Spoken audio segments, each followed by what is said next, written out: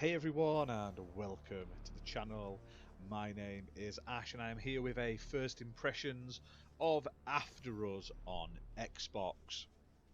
Now this was released onto the Xbox on the 23rd of the 5th, 2023, developed by Piccolo Studio and published by Private Division, and I was looking to present a copy of the game to basically do this video, so big thank you to them for that. Now, so far I'm a few hours into the game. Like I say, I'm not to the end yet, but I really wanted to talk about this game a little bit. It's currently on sale right now as well. So for the next sort of 11 days, I think it's part of the ultimate sale. You can currently get it at a huge sale of £8.75 off. So you can pick it up, instead of it being £24.99, it's currently priced at £16.24. So I thought now's a really good time to do this video, so let's jump into it and see what I thought. Now, this game is a very sort of pretty and interesting sort of platforming game. Basically, you play as Gaia, this spirit of life, and basically the last of the world's animals are killed off, they're extinct.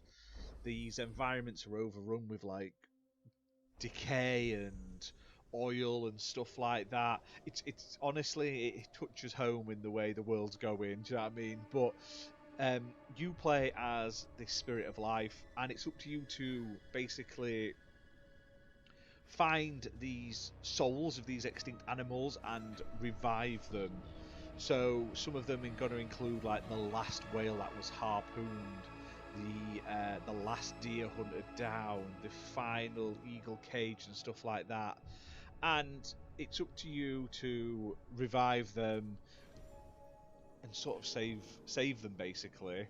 Now, this is from the creators of Arise, A Simple Story, and I really enjoyed Arise, A Simple Story. It was a very, very nice narrative-based game. If you haven't played it, I highly recommend checking it out. It's really, really good. Really, really good. You can normally pick it up at a pretty decent price. But the aim of the game is always to explore these different environments and restore life to the planet. Now, while you're exploring these environments, you have to avoid these oil-covered Devourers who basically roam what's left of the world, and they're basically trying to snuff out any remaining life. Now, you have a variety of abilities to go with your sort of platforming sections.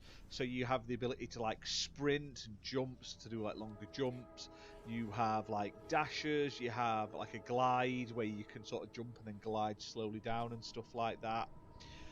And you also have this ability where you sort of like blast away all of the oil that's sort of like covering everything, so you can sort of clear paths through so you don't die basically. Now, the game, like I say, looks fantastic, sounds fantastic. It's very pretty to look at. Like I say, it looks great. Gameplay wise, the platforming sections are really well made at times. They're interesting, especially like the earlier stages where you're sort of jumping around. Like you can see on the screen right now, this is early in the game, you're jumping around these like destroyed highways and stuff like that. Later on, you're like jumping on like, it's just like a wasteland that's just covered in sludge basically, and you're having to jump on top of buildings and stuff to avoid enemies. Really cool. Now, you also have a button to sort of sense when a soul is nearby. Sort of gives you like a radar. It sort of like flies into the direction where the next soul's going to be, so you can sort of, it doesn't give you the exact point, but it lets you sort of work it out, sort of Marco Polo-esque. Now, it's not all perfect though, the game so far. Like I say, it controls great, it looks great, it feels great, but a lot of the time you're just sort of backwards and forwards, sort of lost, or I was anyway when I was playing it. There was a lot of just meandering around, sort of trying to figure out where I was going to go and stuff like that, trying to find things, trying to figure out how to get to certain places without falling or being caught by the devouring sort of sludge, and it sometimes was getting a little bit frustrating. When you get past that though, and you get into the story, and you get to like saving the souls of all these animals and stuff, it's fantastic, like I say. And I feel like this game's sort of been overlooked, like it sort of come and went in the wind and no one was really talking about it because it's an indie game, which is a shame. So check it out if you're interested. It's at a very good price right now, like I say. It works great on Xbox. It's also available on other systems as well. It's playable on Xbox Series X and S consoles only with 4K resolution. Overall, really, really good. I'm having a lot of fun. I may come and do a full review later when I finish the game. Beautiful, like heartwarming, and sort of a narrative that like you want to get committed to and interested in. The environments are like hauntingly beautiful, but there's odd little things, roughness around the edges. There's a lot of like difficulty spikes and sections, like I say, where you're sort of lost and you're sort of running backwards and forwards trying to figure out where you've exactly got to go, which currently I'm trying to think of the best way to describe it. They just sort of murky the overall experience from being fantastic.